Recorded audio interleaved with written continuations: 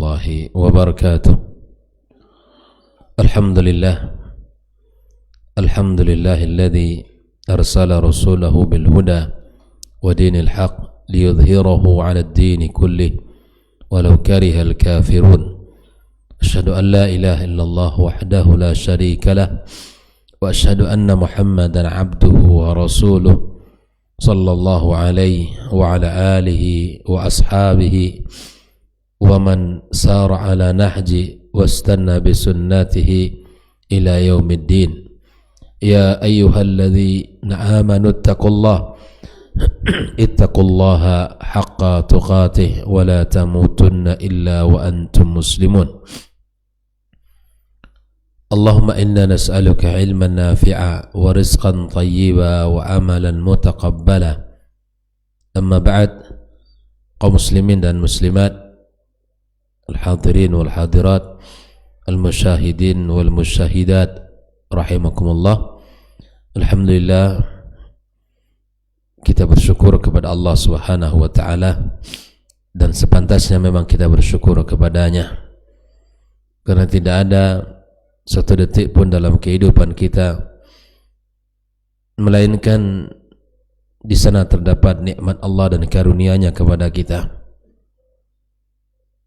Kesyukuran yang diharapkan akan melahirkan nikmat baru yang wajib untuk kita syukuri kembali. Begitulah seharusnya kita atas apa yang telah Allah berikan. Kita mesti mengatakan alhamdulillah wa syukurillah, lalu kemudian kita sebut dengan syukur lisan. Dan lebih daripada itu, kita menjadi orang yang pandai bersyukur dengan mentaatinya, dengan menggunakan apa yang Allah berikan pada apa yang Ia cintai, dengan mengabdi kepadanya, menyerahkan seluruh ibadah kita kepadanya. Mudah-mudahan kita termasuk orang-orang yang pandai bersyukur kepada Allah Subhanahu wa ta'ala. Salawat dan salam senantiasa kita ucapkan pula untuk Nabi kita alaihi salatu wassalam, terutama di hari yang mulia, di hari Jumat ini, sebaik-baik hari dalam sepekan hari Jumat, dan di antara amalan yang sangat dianjurkan adalah kita memperbanyak salawat kepadanya. Mudah-mudahan salawat ini menjadi bukti tanda cinta kita kepadanya, karena di dalam sebuah syair disebutkan fa'innal muhibba liman yuhibbu muti', dan terhadap orang yang dicintai, ya, terhadap orang yang dicintai atau orang yang mencintai terhadap orang yang dicintai, ia senantiasa taat. Dan mudah-mudahan kita termasuk orang-orang yang taat, yang patuh, yang mampu mencontoh dan meneladani Nabi kita alaihi salatu wassalam. Ma'asyiral ikhwah rahimakumullah, kembali kita bersama kitab Lum'atul I'tiqad Al-Hadi ila Sabili Rasyad, kajian tentang akidah, yang mana pagi ini pembahasan tentang, masih dalam pembahasan fadailus sahabah, keutamaan para sahabat yang mulia, pada halaman 142. Berkata Syekh Saleh Al-Utsaimin, wa afdalu haula'il arba'ah, yang paling baik, yang paling afdal di antara mereka yang empat dari khulafa ar-rasyidin adalah Abu Bakar, thumma Umar, thumma Uthman, thumma Ali. Inilah empat manusia yang merupakan khulafa ar-rasyidin, yang mereka ini adalah urutan terbaik, ya, Abu Bakar, kemudian Umar, kemudian Utsman dan Ali. Ini tidak bisa, ini tidak diingkari oleh Ahlus Sunnah. Tapi berbeda dengan orang-orang Syiah. Ini tidak menjadi sebuah urutan yang disepakati oleh mereka seperti ini. Apa dasarnya? Bahwa inilah orang-orang yang terbaik berdasarkan urutannya, berdasarkan hadis Ibnu Umar radhiyallahu taala anhumah. Ya, kunna nukhayyiru bainan nas fi zamanin Nabi alaihi salatu wassalam. Di zaman itu kami memilih siapa yang terbaik di zaman Rasul alaihi salatu wassalam. Kemudian di dalam hadis ini kami memilih Abu Bakar, kemudian kami memilih Umar, kemudian kami memilih Utsman ibnu Affan. Hadis riwayat Bukhari. Di dalam lafaz Abu Dawud, kunna naqulu wa Rasulullah SAW hayy. Di zaman Nabi itu kami mengatakan sesuatu dan Nabi masih hidup.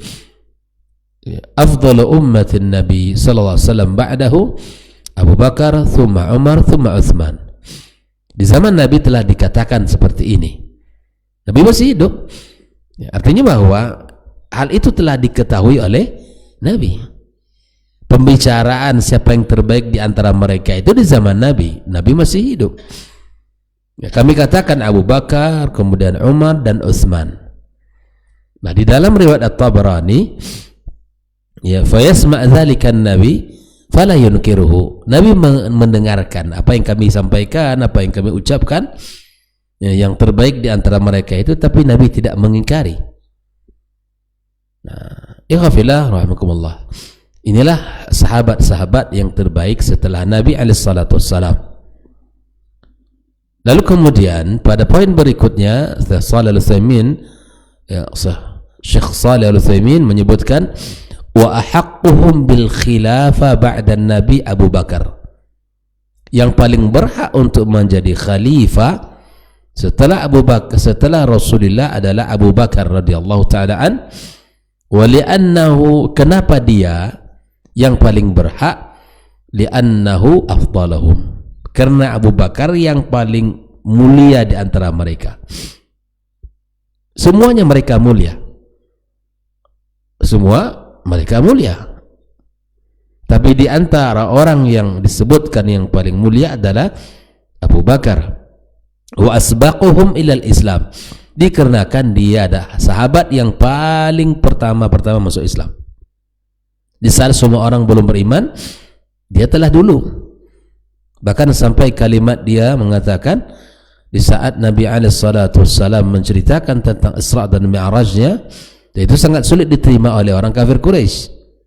Walaupun mereka meyakini Muhammad ini jujur, amanah, tidak pernah berkhianat, tidak pernah bahkan mereka menemukan sekalipun dia berdusta.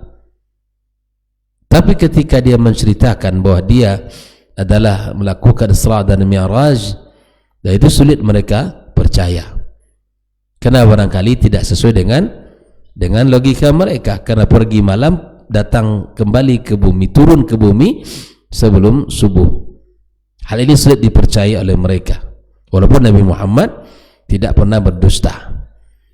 Sehingga mereka datang kepada Abu Bakar As-Siddiq radhiyallahu ta'ala. Kemudian dia bertanya kepada sahabat Nabi ini, apakah kamu percaya apa yang dikatakan oleh sahabatmu, wahai Abu Bakar? Lalu Abu Bakar berkata, siapa yang mengatakan itu? Ya, Muhammad sendiri yang mengatakan. Kata dia, kalau Muhammad mengatakan, saya percaya, dan bahkan lebih dari itu, kalau ada yang dikatakan oleh dia, saya percaya. Begitulah ya Abu Bakar As-Siddiq radhiyallahu ta'ala anhu. Di saat semua orang mendustainya, dia membenarkan. Di saat semua orang lari dan tidak beriman kepadanya, dia datang, ya, beriman kepadanya.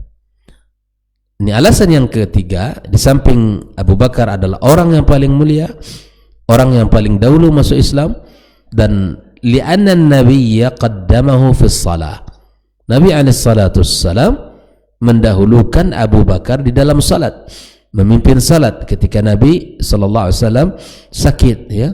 Wa li'anna as-sahabata radhiyallahu anhum ajma'un wa li'anna as-sahabata radhiyallahu anhum ajma'u ala taqdimihi. Di samping Nabi merupakan isyarat dari Nabi alaihi salatu wassalam bahwa dialah yang akan menggantikan dia nanti, dan di samping itu para sahabat secara umum sepakat, para sahabat ajma'u untuk mendahulukan Abu Bakar dan membaiat Abu Bakar. Wala yajma'uhumullah ala dhalalatin, bahwa mereka tidaklah dikumpulkan Allah dalam kesesatan. Sebagaimana Nabi mengatakan, la tajtami'u ummati ala dhalalah. Umat ini tidak akan berkumpul pada kesesatan. Thumma Umar, setelah Abu Bakar kemudian Umar. Kenapa Umar? Li'annahu afdalus sahaba ba'da Abi Bakar. Karena mereka tahu bahwa Umar sahabat yang terbaik setelah Abu Bakar. Wa li'anna Abu Bakrin ahada bil khilafah ilahi. Dan ditambah lagi Abu Bakar meminta menyerahkan kekhilafahan kepada Umar radhiyallahu taala anhu. Jadi subhanallah, bagaimana kedua sahabat yang mulia ini, sahabat yang dimuliakan oleh Nabi alaihi salatu wassalam, yang dimuliakan oleh para sahabat-sahabat yang lain, kok tiba-tiba orang Syiah, ya, orang Syiah melaknat mereka berdua ini. Bukan tanggung-tanggung perkataan orang Syiah terhadap kedua sahabat Nabi yang mulia ini. Bukan tanggung-tanggung. Di dalam doa mereka itu, Allahumma al'an sanamai Makkah. Ya Allah, laknatlah dua berhala Mekah. Siapa mereka ini? Abu Bakar wa Umar, kata orang Syiah. La haula wa la quwata illa billah. Dan permusuhan, kebencian yang membara di hati mereka terhadap dua sahabat ini. Ya. Thumma Utsman, lalu kemudian datanglah Utsman di urutan yang ketiga. Kenapa? Li fadlihi wa taknimi ahli syura lahu. Karena Utsman memiliki keutamaan dan kemudian dipilih oleh ahli syura, ya, yang bermusyawarat ketika itu siapa akan menggantikan Umar, dan semuanya memilih Utsman radhiyallahu taala an. Wa humul madhkuruna fi hadzal bait, sebagaimana tertulis dan tertera dalam satu bait syair, Ali wa Utsman wa Sa'ad wa Talha wa Zubair wa Zu'auf rijalul masyura, thumma Ali radhiyallahu anhu li fadlihi wa ijma' ahli asrihi alaihi. Ya, karena keutamaannya Utsman dipilih dan ahli syura juga kemudian memilihnya. Nah, datang urutan yang keempat, Ali. Kenapa Ali? Karena Ali radhiyallahu ta'ala memiliki keutamaan dan ijma' ahlu asri alaihi. Dan kesepakatan orang di masa itu untuk memilih Ali radhiyallahu ta'ala membaiat Ali di dalam khilafah itu. Dan inilah kisah yang memang luar biasa. Orang-orang hebat, orang-orang setia, loyal, membela Nabi alaihi salatu wassalam, berjuang bersama Nabi alaihi salatu wassalam dengan berbagai kisah-kisah mereka dan berbagai perjuangan mereka yang berbeda-beda. Ya, Abu Bakar ketika dia menjadi khalifah pertama, kita tahu perjuangan tidak sedikit karena banyak orang yang murtad setelah Nabi wafat. Ya. Begitu juga dengan Umar bin Khattab radhiyallahu ta'ala anhu, al-futuhat, mulailah Islam itu menyebar, ekspansi ke beberapa daerah, perluasan wilayah, itu dilakukan oleh Umar bin Khattab radhiyallahu ta'ala anhu. Dan kehebatan mereka di zaman Nabi hidup masing-masing memiliki keutamaan, memiliki keistimewaan. Abu Bakar kita tahu bagaimana perjalanan dia bersama Rasulullah dari Mekah ke Madinah, yang dipilih oleh Rasulullah Abu Bakar As-Siddiq radhiyallahu ta'ala anhu. Bagaimana perjuangan dia di dalam gua di saat Nabi alaihi salatu wassalam berada di pangkuannya, di saat itu disengat oleh hewan, ya, hingga dia tidak mau bergerak menahan sakitnya gigitan karena dia tidak pengen mengganggu istirahat Nabi alaihi salatu wassalam. Dan bagaimana perjuangan dia dengan Nabi ke Madinah, dan subhanallah pada akhirnya Allah takdirkan, Allah wafatkan mereka di Madinah, dan subhanallah dia sebagai sahabat Nabi yang mulia dikuburkan, ya, bersama Nabi alaihi salatu wasallam di kamar putrinya Aisyah radhiyallahu taala anha. Ya. Dan begitu juga dengan sahabat Umar bin Khattab, ditakdirkan untuk dikumpulkan bersama di samping Abu Bakar As-Siddiq radhiyallahu taala anhu, dan di kamar putrinya Aisyah, di kamar putri Abu Bakar radhiyallahu taala anhu. Kalau bukan karena kelebihan dan keutamaan yang dimiliki oleh mereka berdua, ya, tidak akan terjadi seperti apa yang disangkakan oleh orang-orang Syiah. Ikhwatal karam, Berkata Syekh Shalih Al-Utsaimin, wa haula'il arba'a humul khulafa ar-rasyidun al-mahdiyun allazi qala fihim Nabi sallallahu alaihi wasallam. Mereka para sahabat yang 4 ini, ya, mereka Nabi berkata, berpesan kepada umatnya, kepada kita semuanya, alaikum bisunnati, hendaklah kalian berpegang teguh dengan sunnahku, kata Nabi. Yang kita ikut sunnah Nabi, yang kita pegang sunnah Nabi alaihi salatu wassalam, bukan sunnah selain sunnah Nabi. Maka sunnah Nabi adalah jalan yang telah ditinggalkan oleh Nabi kita alaihi salatu wassalam, jalan yang lurus, ya, jalan yang lurus yang telah ditinggalkan oleh Nabi alaihi salatu wassalam. Maka kalau ingin selamat, dia peganglah sunnah Nabi. Ya, kalau ingin kita menjadi orang-orang yang berbahagia di dunia akhirat, maka tidak ada jalan melainkan kita harus berpegang kepadanya. Cukupkah dengan sunnah Nabi? Ya, kita Nabi berpesan, wa sunnatil khulafa ar-rasyidin khulafa ar-rasyidin, wa sunnatil khulafa ar-rasyidin, dan sunnah khulafanya, ya, yang 4 tadi. Maka apa yang dibuat oleh mereka, maka ini bukanlah perkara bid'ah.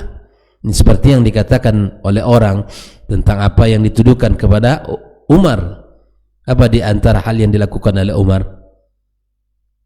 Melakukan atau membawa orang melakukan salat tarawih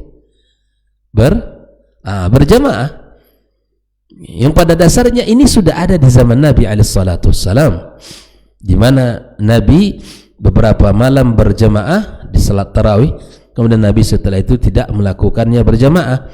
Dikhawatirkan bahwa itu akan diwajibkan kepada umatnya. Jelas? Nah, ketika umat Islam sudah mulai meluas, kemudian sudah banyak wilayah-wilayah yang sudah masuk Islam, dan bahkan di kota Madinah, Umar bin Khattab radhiyallahu taala anhu melakukan untuk mengumpulkan kaum muslimin dalam satu tempat dalam masjid untuk melakukan salat tarawih, dan sampai hari ini. Maka itu ikhwafillah, apa yang dilakukan oleh sahabat-sahabat yang mulia itu bukanlah perkara bid'ah, tapi perkara as-sunnah yang Nabi berpesan, wa alaikum bisunnati wa sunnatil khulafa ar-rasyidina min ba'di addu 'alaiha bin nawajis. Pesan yang ketiga, gigit gigi geraham kalian. Gigit dia artinya pegang erat-erat, jangan dilepas sunnah Nabi dan sunnahnya para sahabat Nabi yang 4 itu. Wa qala, berkata, al khilafatu min ba'di 30 sana. Khilafah setelah Nabi itu, maka itu hadir 30 tahun. Kita tahu, sudah kita jelaskan kemarin, ada 5 fase umat Islam ini. Fase pertama apa? Fase kenabian. Ya, Indra, fase kenabian. Yang kedua, fase sahabat. Itu disebut dengan al-khilafah ala minhajin nubuwah. Khilafah ala minhajin nubuwah ini selama 30 tahun. Fase kenabian berapa tahun? 23 tahun. Setelah fase kenabian, fase khilafah, termasuk fase ketiga bagi, ya, mulkan adhan. Ya, di sini fase kerajaan yang menggigit, walaupun sistemnya kerajaan tapi masih mengikut apa yang telah disampaikan Nabi alaihissalatu wassalam. Nah, terlihat di sini ada 3, ya, Umayyah, Abbasiyah, Utsmaniyah, yang mereka berakhirlah di zaman Utsmani, ya. Fase ini mulai pada tahun, ya, 1900 berapa? Iya, ini berakhir hampir 1 abad, ya. Umat Islam jatuh dan kita berharap bangkit, masuk kepada fase yang keempat, yaitu fase di mana para raja yang diktator. Nah, ini sekarang Sebagian mengatakan saatnya kita berada sekarang ini berada di fase yang keempat. Kita akan masuk kepada fase yang kelima, al-khilafatu ala minhajin nubuwah. Nah, al-khilafah ala ba'di 30 sana. Hal ini diriwayatkan oleh Abu Dawud, Ahmad, At-Tirmizi, dan berkata Syalbani isnadu hasan.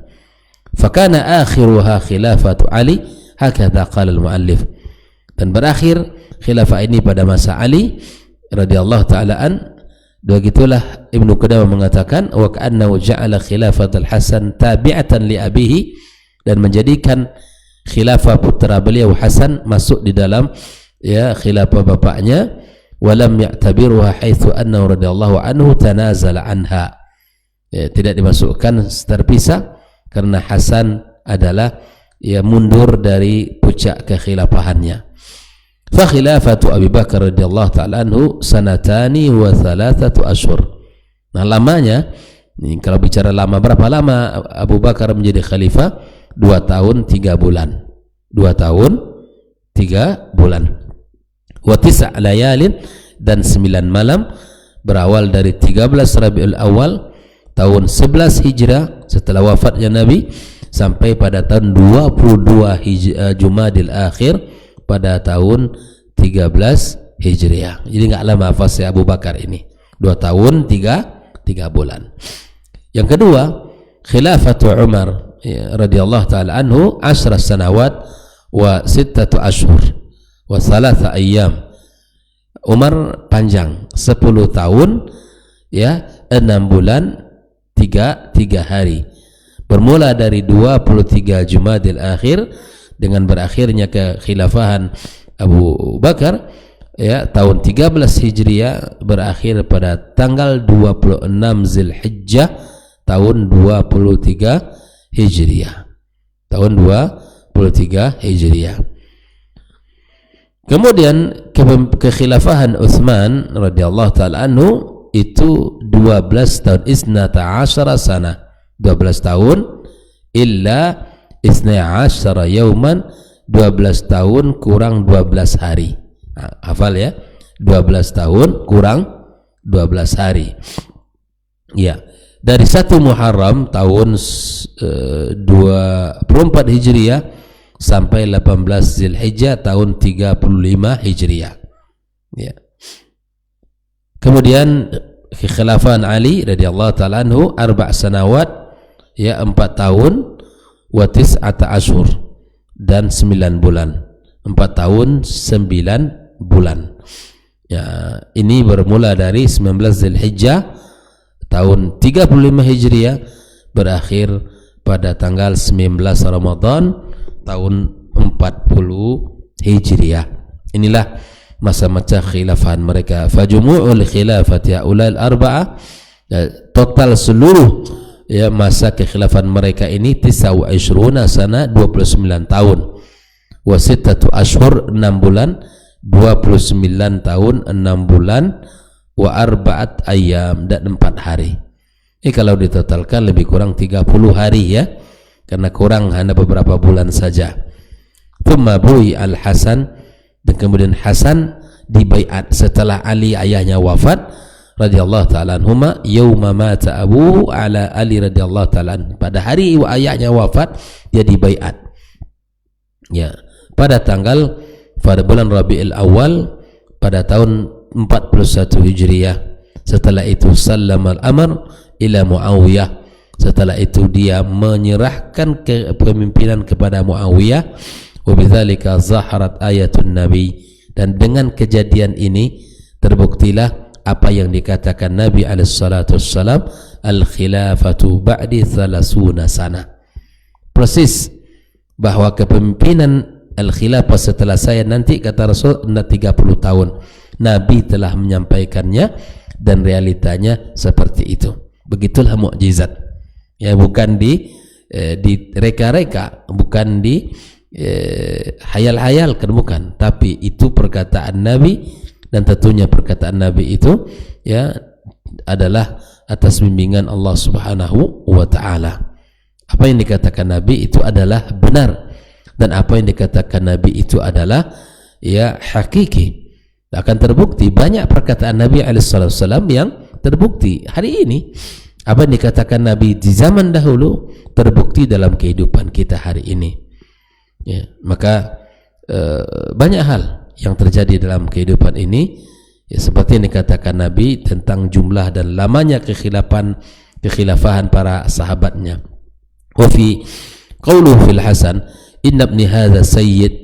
Nabi SAW menyebutkan sesungguhnya cucu saya ini, tapi di sini menggunakan anak, ya, karena anak itu juga seperti cucunya seperti anak.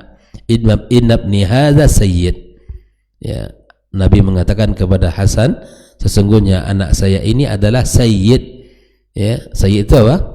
Pemuka, pemimpin. Wa la'alla Allah ayyusliha bihi fi'ataini azimataini minal muslimin. Rawah Bukhari. Diharapkan dia ini akan mendamaikan dua kelompok manusia yang bertikai. Ya, na'am, Hasan tanazal, ya, mundur dari kepemimpinan lalu diserahkan kepada Muawiyah radhiyallahu ta'ala an. Dan apa yang dikatakan Nabi terbukti.